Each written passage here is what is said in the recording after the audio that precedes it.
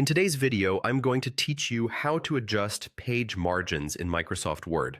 Margins control the blank space around your text, and getting them right makes your document easier to read and more professional. Whether you're preparing a school paper, a business report, or a printable flyer, knowing how to set margins quickly saves time and keeps everything consistent. Start by opening your document and going to the Layout tab at the top of the screen. On the left side, look for the Margins button and click the small arrow underneath it. You'll see a list of commonly used margin sizes you can apply with a single click. These presets are great for standard documents and will immediately change the spacing on all sides of your page. If you need something more specific, choose Custom Margins.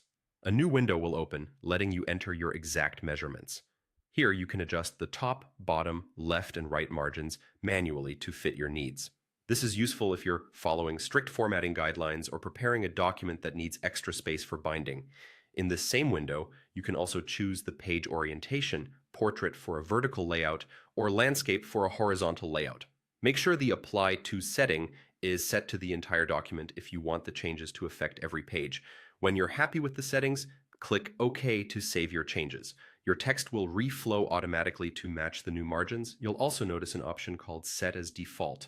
If you find yourself using the same margins often, click Set as Default to make these your starting settings for all future documents. This is especially helpful for recurring projects or templates. After you select Set as Default, click OK to confirm. Don't worry, you can always change these settings again later if your needs change. That's all there is to it. Adjusting margins in Word is quick, and once you're comfortable with the presets and custom margins, you'll be able to format documents with confidence. If your content shifts more than expected after changing margins, that's normal. It simply means Word is reflowing paragraphs to fit the new layout.